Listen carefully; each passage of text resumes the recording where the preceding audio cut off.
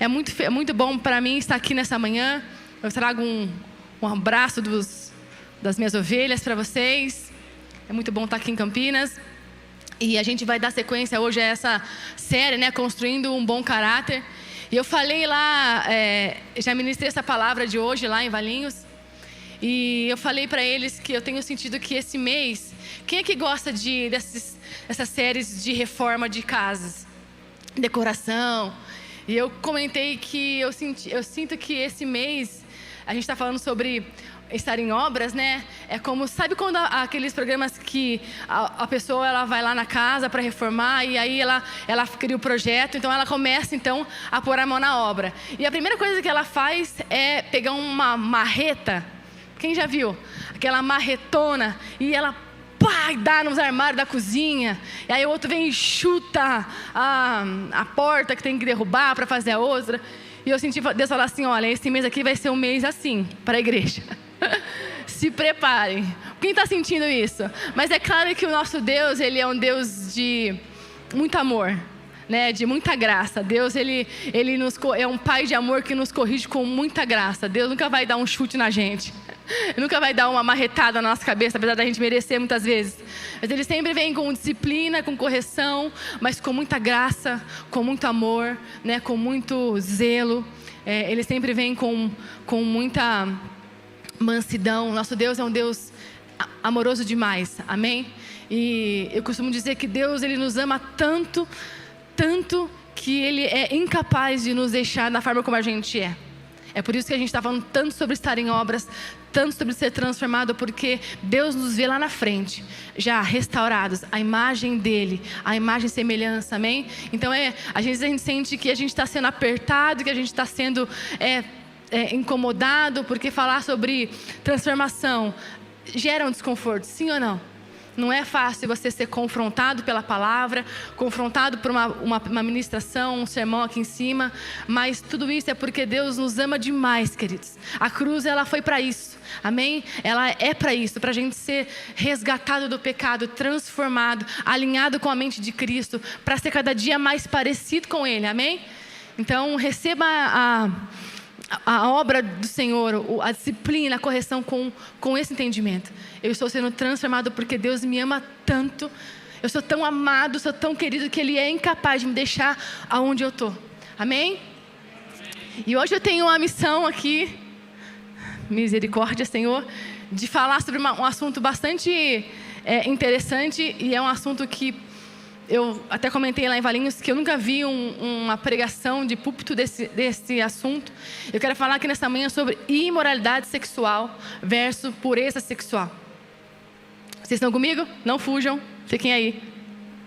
E sabe, a imoralidade, ela é um adjetivo, ela vem do latim, que quer dizer immorales, e quer dizer uma atitude contrária a um padrão moral, que qualifica uma pessoa que não se comporta de um modo que foi ali estabelecido como moral, né? Se comporta sem moralidade. Então, uma pessoa imoral obviamente alguém que não cumpre, não vive, né? Se recusa a viver dentro de um padrão moral que foi estabelecido, né? E a imoralidade, ela tem vários aspectos, né? Uma pessoa, ela pode ser imoral em várias partes da vida. Não, e a parte sexual é uma área da nossa vida.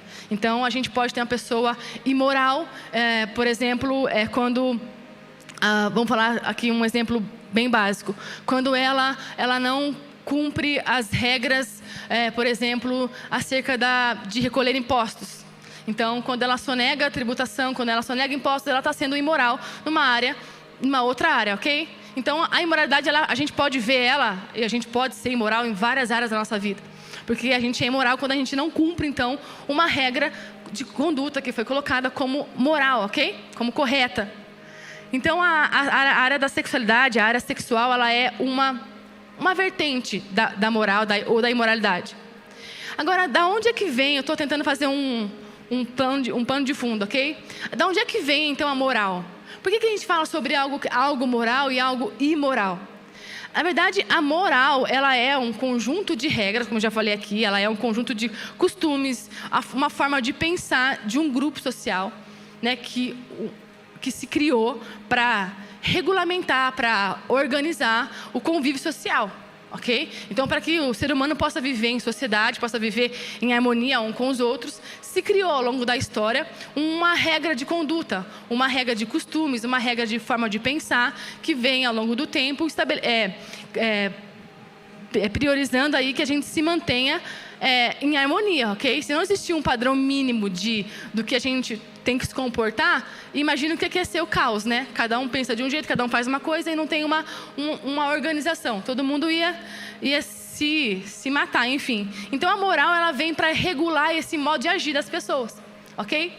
Quando eu falo sobre, então, a imoralidade ou imoralismo, né? Eu estou falando sobre, então, uma conduta adotada por alguém que não está disposto a cumprir essa moral que foi vida para viver em sociedade, ok? Quando a gente começa a estudar história da humanidade, história da vida, né? Quem gosta de estudar história aqui? A gente começa lá a ver, então, a pré-história, a antiguidade, a gente vê lá a Idade Média, a gente vê lá a Idade Moderna, a gente chega aqui, então, hoje até a Idade Contemporânea, que nós estamos, ok? Então, a gente vê durante toda a constituição da humanidade, toda essa época, a história, a gente vê, percebe que toda a constituição da sociedade, para se viver em sociedade, ela foi construída sobre um arcabouço religioso, sobre um padrão religioso. A religião, ela sempre esteve presente na constituição da moral da sociedade. Isso desde que o mundo é mundo.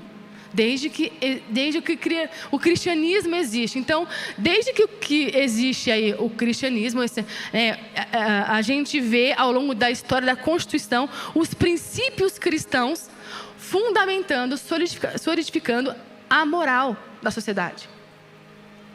Marina, o que você quer dizer com isso? Quero dizer com isso é que, justamente porque esses princípios constituem a moral da sociedade, é que existe uma afronta imparável contra eles, com a intenção de tirá-los cada vez mais da moral da sociedade. Então, a gente pode perceber, e você deve perceber ao longo da sua história na Terra como ser humano, que o tempo todo se levantam coisas para tornar a moral cada vez mais laica, ou seja, cada vez com menos interferência da religião, dos princípios cristãos. Ok? Então, por exemplo, o que era antes era sagrado, era algo valorizado, a família, hoje já não é mais. O que era antes algo solidificado de constituição de um casamento, hoje já não é mais. Vocês percebem? Então a gente vê ao longo de toda a história da humanidade, das sociedades, uma forma de retirar os princípios cristãos da moral. Faz sentido? Isso é muito sério, queridos. E isso é muito sério. Porque o que nós temos visto é que a cada dia que passa, então, você se posicionar em cima de um princípio cristão, já é uma doideira, já é algo incabível, inaceitável, arcaico, ultrapassado, preconceituoso. Quando, na verdade, eu estou falando de um princípio bíblico, da Escritura, da verdade, da Palavra de Deus. Amém? Então a gente tem que ter muita sabedoria e observar aquilo que está acontecendo ao nosso redor, sabe? E eu quero dizer que o nosso Deus, Ele não muda. Amém? O nosso Deus, Ele é imutável. A palavra de Deus, ela é inegociável. A palavra de Deus não se negocia. Os princípios de Deus não se violam. Amém? E se você está aqui como eu, como um cristão, eu e você, nós temos que nos posicionar, não no que o mundo está dizendo como o que é certo e o que é errado, mas o que a palavra de Deus está dizendo. E eu quero dizer uma coisa, você vai travar uma grande briga, no bom sentido, porque você vai ter que se posicionar em vários momentos sobre a palavra de Deus, porque ela não se negocia. Amém? Não existe meio termo na palavra de Deus. O que Deus fala é sim, sim e não, não. Amém? E olhando para esse campo da palavra de hoje, sobre a gente falar sobre imoralidade sexual versus pureza sexual, sabe? Eu não estou aqui para falar o que eu penso sobre esse assunto. nem o que eu acho, nem a minha opinião baseada na história, naquilo que eu estudo, mas para dizer que o nosso Deus, Ele é um Deus de padrão, de santidade e de pureza. E se você está dizendo para Ele que você o ama e que você quer seguir, que você quer viver uma vida com Ele, eu quero te dizer, é esse padrão que você tem que viver na sua vida. É o padrão da santidade de Deus, da pureza de Deus, que nós temos que buscar no nosso dia a dia. Amém? Porque isso não se negocia. Porque isso não tem meias palavras, não tem meias verdades. Amém? Vocês estão comigo? Olha só, a palavra imoralidade sexual também ela deriva de uma outra palavra chamada porneia. E a porneia ela é um termo genérico que ela abrange várias coisas dentro dela. E é um termo para descrever várias coisas que fazem parte da imoralidade sexual. Então, por exemplo, relações sexuais ilícitas, o adultério, a prostituição, sexo entre pessoas não casadas, sexo entre pessoas do mesmo sexo. E a palavra até fala sobre a questão da bestialidade. E também eu entro aqui também na pornografia. Tudo isso são coisas, são situações, são práticas que estão dentro da imoralidade sexual, da porneia. E essas coisas Deus abomina. Não sou eu que estou falando, é a palavra de Deus. Amém? Vocês estão comigo? A palavra lá em Efésios, ela fala assim, Efésios 5:3, assim: entre vocês não deve haver nem sequer menção de imoralidade sexual, como também de nenhuma espécie de impureza e de cobiça, pois estas coisas não são próprias dos santos. Sabe, nós temos visto aqui, todo mundo aqui tem visto, o quanto essa questão da sexualidade, ela tem dominado o nosso dia a dia. E na verdade não é novidade isso, porque, como eu falei, durante toda a história da humanidade, da sociedade, os princípios de Deus estão sendo destruídos, sendo anulados, abafados por uma questão aí de retirá-los da nossa moral e de fazê-los, de tirar a credibilidade e a verdade que há sobre eles e, consequentemente, de destruir o projeto de Deus, que é a família. Ok? Quando eu falo sobre essas coisas que abrangem a palavra porneia, são situações, são práticas que elas, de alguma forma, elas vão afetar a sua família, a minha família. Isso é muito sério. A gente vê hoje em dia uma violenta tentativa de pegar as nossas crianças, queridos. Quem tem pai e tem mãe aqui, você vai concordar comigo? Cuidado. Cuidado. Porque cada vez mais nossos filhos estão sendo levados para um ambiente onde a sexualidade deles é colocada em xeque. Onde o valor da família é colocado em xeque. Onde você ser menino e ser menina é colocado em xeque. Por quê? Porque prega-se uma liberdade de escolha da qual Deus não compactua. Vocês estão comigo? Então, essa questão da moralidade é muito séria, queridos. E às vezes a gente faz vista grossa como igreja. Ah, não, eu não vou me opinar, eu não vou me posicionar porque eu não quero criar briga. Não é questão disso, queridos. É questão de você viver a sua vida entendendo que você foi chamado em Cristo para uma vida de santidade, de pureza. Amém? E que essas questões, elas estão nos rodeando o tempo todo. O tempo todo. Eu tenho certeza que a gente, na semana, recebeu uma piadinha maldosa no nosso WhatsApp. Ou quando viu lá o Reels do seu celular, deu de cara com alguma coisa que leva para esse caminho. Sim ou não? Porque nós estamos o tempo todo sendo bombardeados. Eu comentei lá em Valinhos, eu estava semana passada lá vendo, como sempre, lá o Instagram, e uma música do momento, e extremamente instigando a imoralidade, e a mãe com a criança de 5 anos dançando aquela música. Gente, isso é muito sério. Os nossos filhos, eu vou mostrar para vocês, eles estão acessando coisas pequenas. Estão sendo minados com coisas tão baixas, queridos. E por isso que a gente precisa, como cristãos, perceber isso. Amém? Perceber. Muitas vezes a gente está cantando canções que estão instigando o adultério, que estão instigando o sexo fora do casamento, que estão instigando a pornografia, que estão instigando a tanta coisa imoral, queridos. A fornicação. E a gente não está nem percebendo. Ah, mas que besteira, Mariana. Para de ser tão religiosa assim. O que é que tem a ver uma música? O que é que tem a ver? A palavra diz que aqueles que são limpos, limpem-se ainda mais. E os que estão sujos, sujem-se ainda mais. Amém? Vocês estão comigo? Agora presta atenção. Deus, Ele criou o sexo, amém? O sexo é criação de Deus. Quem é casado aí, diga amém. Amém. Eu falei lá em Valência, pessoal, casado, vamos embora. Vamos se empenhar nesse negócio. Amém? Bora lá praticar. Não dá bobeira quem é casado. Porque também a gente fica colocando essa questão num pedestal, como se fosse algo, nossa.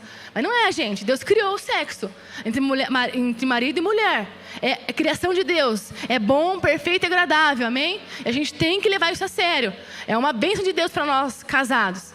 Quem não é casado aqui, segura a peruca. Vai chegar a hora certa da coisa. Amém? Gente, vamos lá. Vamos desmistificar as coisas. Né? Vamos parar de florear o que não tem que ser floreado. Mas Deus criou esse momento entre marido e mulher como algo limpo, como algo santo, como algo puro, com propósito. Amém? Para estreitar o relacionamento, a intimidade. Para filhos. É lindo demais, queridos. É bênção demais. E o que nós vemos então, como eu falei, é uma tentativa de desconstruir aquilo que Deus criou. E é por isso que a gente vê cada vez mais ideologias, como é que fala? Teorias e palavras no sentido contrário. Como se o sexo entre marido e mulher fosse algo hoje ultrapassado, arcaico, ficou para trás, preso, não tem, é um cativeiro. Então a gente tem que hoje inovar, a gente tem que fazer a 3, a gente tem que ter casamento aberto, a gente tem que com quem quiser, depois volta para casa. Vocês entendem a gravidade da questão? E queridos, eu quero dizer uma coisa, eu vou pedir para a projeção preparar. Sabe, o estopim de tudo isso é a pornografia. A pornografia está tomando conta da nossa sociedade e está matando, inclusive, a igreja. A pornografia está entrando em todos os lares sem a gente perceber. E casamentos estão sendo destruídos. E filhos estão sendo afetados. Um monte de coisa está acontecendo no meio do ser humano por causa da pornografia. Presta atenção. 22 milhões de brasileiros assumem consumir pornografia. E 76% são homens. 58% tem menos de 35 anos, de classe média alta e está em um relacionamento sério. Casados ou estão namorando. Pode passar. Por favor. Acesso a sites pornôs cresce 600% em período de home office em 2020. Pode passar.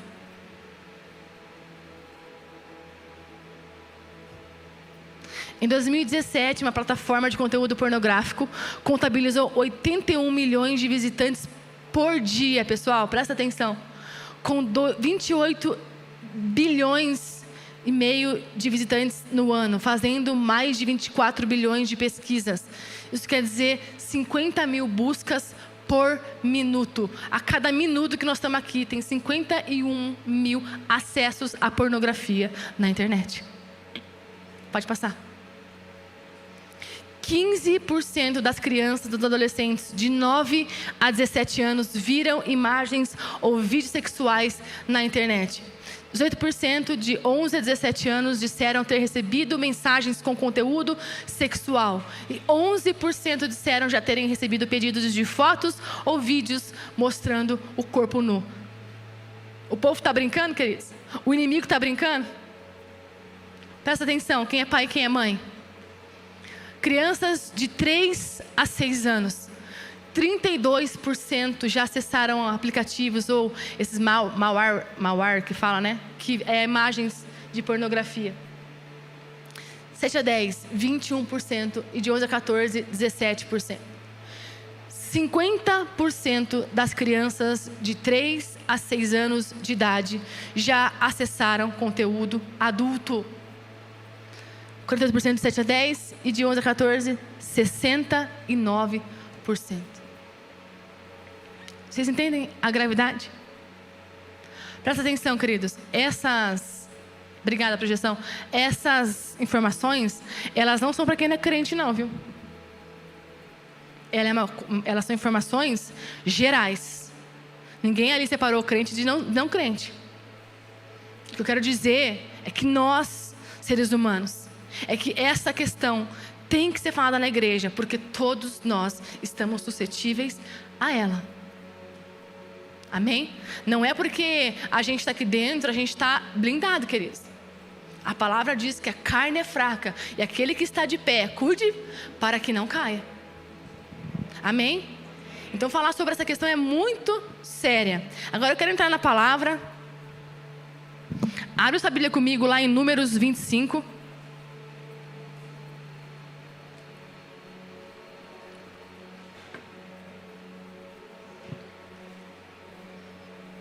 Estou lendo na hora lá. Números 25. Deixa eu correr aqui que eu quero te dar um pano de fundo dessa história. Nós vamos ler alguns detalhes dela.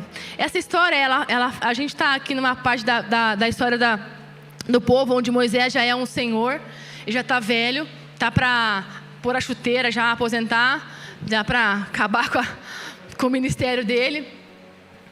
Arão já tinha morrido, mas o povo de Israel, eles estavam numa pegada forte, eles estavam vindo focados em conquistar a terra prometida, eles estavam na pegada, todos os inimigos que eles viam na frente, eles estavam derrubando, matando todo mundo, eles estavam firmes, focados na promessa. Quem é que está firme na promessa que Deus tem para a sua vida? Vocês estão... Então, o povo estava assim, eles estavam com sangue nos olhos, destinados e focados em conquistar Canaã, a terra prometida. Então, existia uma fama dos inimigos que estavam ainda pelo caminho de que Israel estava chegando. E esses inimigos estavam morrendo de medo. Existia um profeta, existia um homem ali chamado Balaão. Quem ouviu falar sobre Balaão? Balaão, ele era um homem que reconhecido ali por ouvir a Deus diz a palavra, né? Os inimigos, eles falam assim: Balaão, tudo que você abençoa é abençoado, tudo que você amaldiçoa é amaldiçoado. Então o rei mandou chamar Balaão para que ele pudesse amaldiçoar o povo de Israel, para que os midianitas, né, pudessem ganhar a guerra. E aí o Balaão, ele vai lá orar a Deus e fala assim: Balaão, o povo de Israel é invencível, é povo abençoado, você não vai conseguir amaldiçoar, para com essa mania e segue o facho aí, avisa o inimigo, porque eles vão ganhar. Por que Balaão ficou ali fissurado? Porque existia uma promessa de recompensa para ele. E aí volta para o rei e fala assim: Balaão disse que não tem chance, o povo ele não vai amaldiçoar ninguém, se vira aí, vai para a guerra do jeito que está. Aí o rei manda de novo homens lá, fala assim: Balaão, é o seguinte, se você amaldiçoar o povo de Israel, eu dou o que você quiser. E aí rolou um comichão dentro de Balaão. Porque falou: essa é a hora de eu ficar milionário, de eu fazer a vida, né? E aí, novamente, Balaão, ele consulta Deus, e Deus fala assim: Balaão, esquece, o povo de Israel é um povo abençoado, é um povo, meu povo, já separado, não tem jeito. E aí, de novo, uma terceira vez, aí Deus manda Balaão ir até o povo, até os inimigos, e de lá, o rei fala: olha, vem aqui, sobe aqui no monte, olha lá Israel, todo no acampamento, amaldiçoa eles daqui. E essa é a parte onde a mula fala. Quem lembra dessa parte? Onde Balaão, ele está saindo da casa dele lá e vai até os midianitas, e aí ele senta a vara não posso falar, senta a vara na mula e quase escapou. Pessoal de casa, me perdoe. E aí a mula fala. Quem lembra dessa história? E aí, quem é que acha umas mulas por aí? Não precisa falar. Não precisa falar. Umas mulas falantes. Mas aí então o Balaão, ele vai lá para os midianitas. E aí de lá ele vai. E quando ele vai amaldiçoar o povo, Deus dá uma palavra e aí ele acaba abençoando o povo de Israel. E resumindo toda a história, né? O povo de Israel, obviamente, vence a batalha. Mas aí eu quero que você abra comigo. Eu corri aqui por causa do meu horário, mas depois você pode ler na sua casa, é uma história maravilhosa. Quero que você abra a Bíblia comigo lá em Números 25. Nós vamos ler do versículo 1 ao 3. Diz assim: enquanto estava acampado em Sitim, os homens de Israel começaram a manter relações sexuais com mulheres moabitas da região. Essas mulheres e o povo participou da festa e adorou os deuses de Moabe. Assim os israelitas prestaram culto a Baal em Peor, e a ira do Senhor se acendeu contra o povo. O que aconteceu aqui, pessoal? Os homens de Israel fizeram o quê? Relações sexuais com as mulheres moabitas. Existia um culto a Baal ali, e aqueles homens foram seduzidos para participar com aquelas mulheres. O culto a Baal era um culto extremamente libertinoso, extremamente imoral, cheio de perversidade. E os homens, os guerreiros de Israel foram atraídos para isso. Agora vamos lá para Números 31.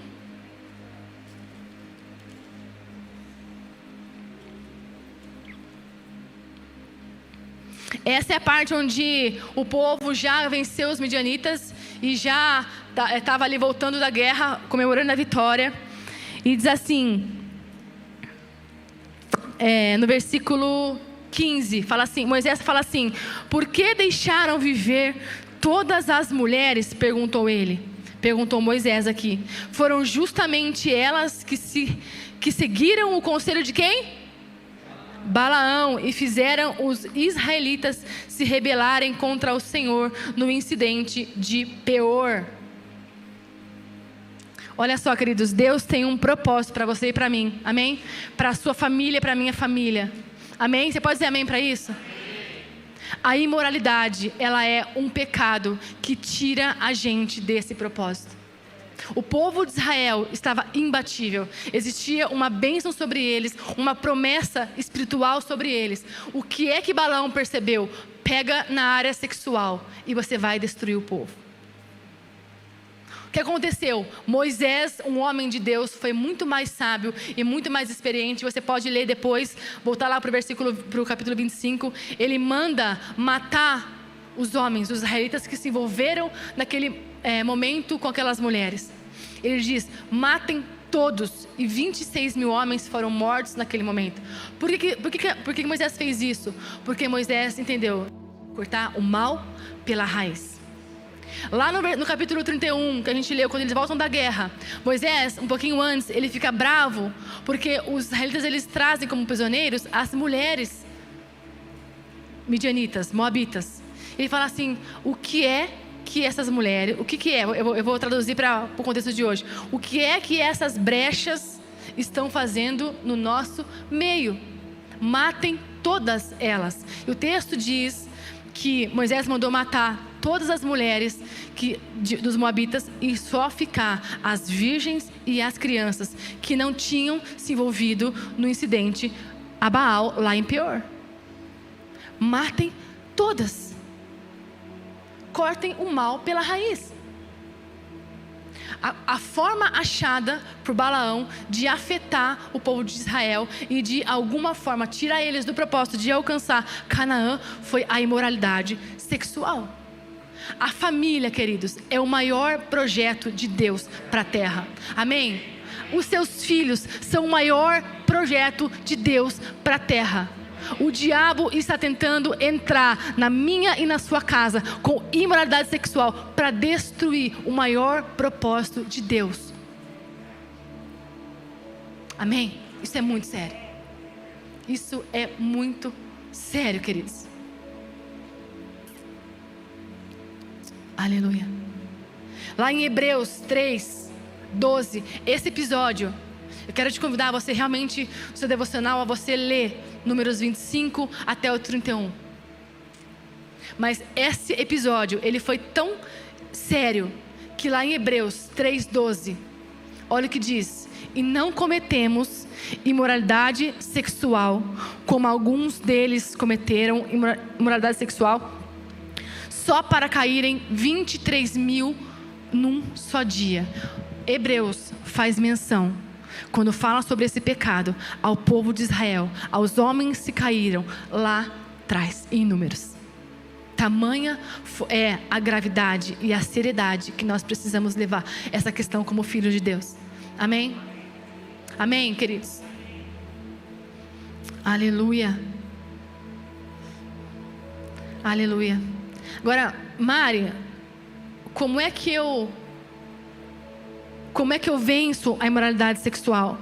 Como é que eu venço esse pecado que está arraigado na minha vida, que me tomou? Como é que eu venço?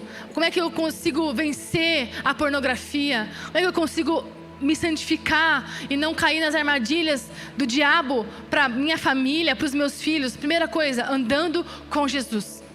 É muito simples, porque o evangelho é simples, mas o ponto é, nós temos que andar com Jesus. Por quê? Não só para que Jesus, Espírito Santo, nos diga o que nós temos ou não que fazer, mas para que Ele reafirme em nós todo dia quem nós somos nele, querido. Porque o pecado, queridos, ele está em nós, ok? Não esqueça que você e eu somos filhos de Adão. O pecado está na nossa natureza. Quando eu ando com Jesus, quando eu ando com Cristo, quando eu ando com o Espírito Santo, a minha identidade de filho de Deus, ela vai sendo realinhada, reafirmada, dizendo, opa, aí não é o seu ambiente. Ah, Deus, porque você é um Deus só de um padrão de conduta que me diz o que eu tenho que fazer ou não. Não, é porque Deus é um pai de amor e sabe o que é melhor para a sua vida. Amém, queridos? O que é melhor para a minha vida. Então, quando eu ando com Ele, quando eu estou com Jesus, Ele está dizendo assim, olha, não é o seu lugar aí, o seu lugar é aqui, ó. Não é em Adão, é em Cristo. Amém? Então é nele. Quando você está em Jesus, uma música que fala sobre adultério, você é casado, é para estar lá, falar, pera um pouquinho, que parada é essa?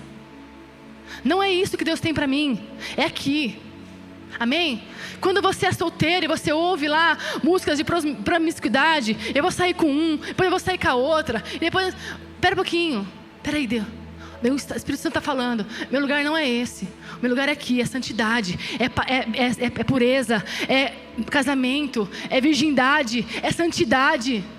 Amém, queridos? Andar com Jesus é o primeiro ponto. E sabe, isso aqui não é para gente nova não, queridos. É para todo mundo. É para todo mundo. Não é para quem é solteiro, não. É para quem é casado. É para quem é solteiro. É para quem é novo. É para quem é velho. É para tudo, queridos. É para tudo. Amém? Segundo ponto, Tessalonicenses 1, 4, 3 fala assim, a vontade de Deus é que vocês sejam santificados, abstenham-se da imoralidade sexual. Segundo ponto, para vencer isso, fuja do pecado. Eu já falei aqui. Sabe quando Moisés manda matar os 23 homens que se envolveram lá no monte de Peor com Baal, dizendo assim, ó, corta o mal pela raiz.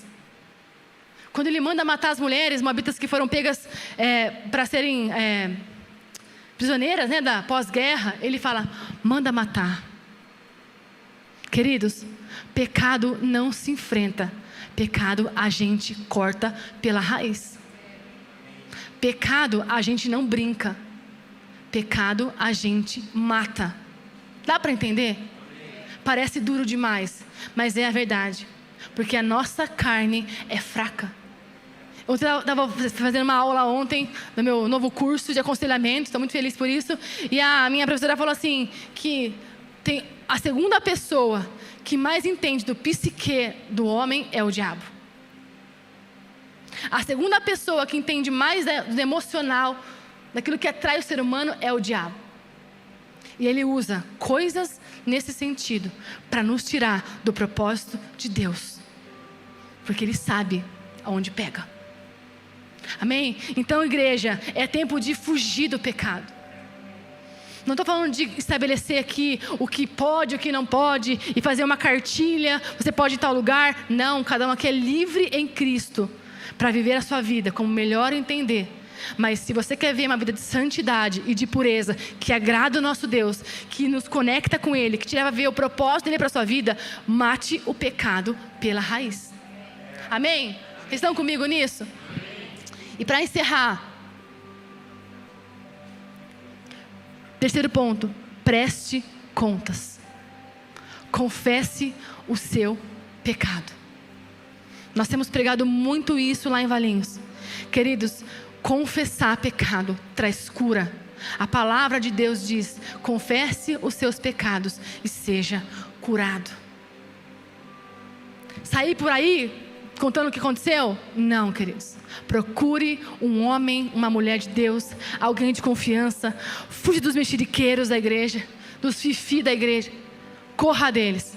Mas se abra com o seu pastor, se abra com o seu líder, alguém que você tenha confiança para sentar e falar assim: eu caí, eu pequei e eu preciso de ajuda. Amém? Confesse os pecados. Confesse. A igreja esqueceu desse ensinamento de Jesus, de olhar no olho do irmão e dizer: eu pequei, eu errei, eu caí, me ajuda, ora por mim, me levanta. Porque quando você tem alguém que você pode correr para prestar contas, queridos, quando vier a tentação do pecado, existe uma força maior para dizer: opa, eu não vou cair, porque eu vou falar com o fulano e ele vai me perguntar e ele vai me ajudar e eu quero dizer para ele: eu consegui vencer. Quantos entendem? Não é uma cobrança de como é que fala? De uma domínio religioso sobre a sua vida. Não é a imposição de um cabresto para você, de controle. Não é isso. É de você simplesmente ter alguém para recorrer em Jesus e dizer: pega na minha mão, anda comigo, eu quero vencer esse pecado junto. Amém? Porque quando você vencer esse pecado, queridos, vão ter outros que virão para você pegar na mão dele e andar com ele. Amém, queridos? Aleluia, queridos. Nós precisamos aprender a confessar. A palavra diz, 1 João 1,9 fala: se confessar nossos pecados, Ele é fiel e justo para nos perdoar os pecados e nos purificar de toda injustiça. Confessar pecados para Deus, queridos, e para alguém.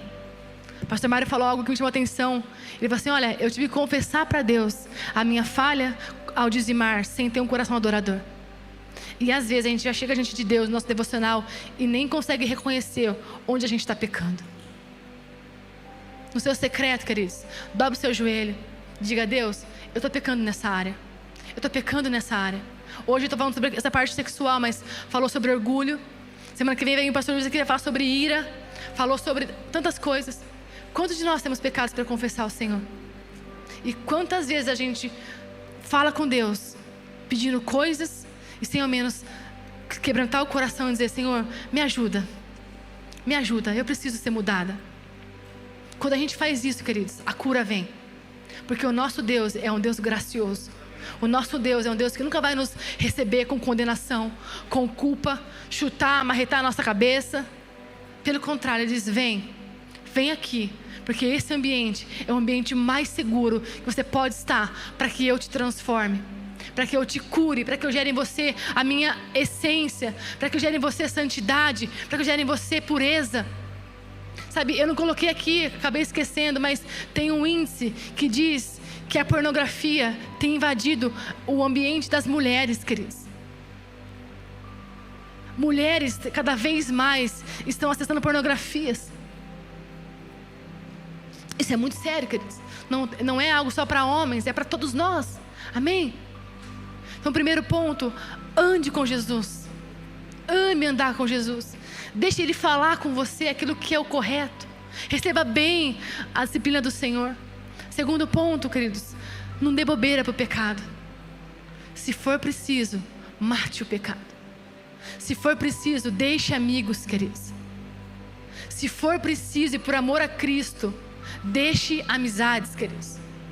Se for preciso, saia de grupos de WhatsApp, queridos. Se for preciso, desligue o seu Instagram. Corra do pecado, porque você não pode com ele sem Cristo. Terceiro ponto, queridos: confesse os seus pecados ao Senhor. E tenha pessoas que possam te levar para esse ambiente em segurança de confessar e de ser tratado e de ser moldado. Amém?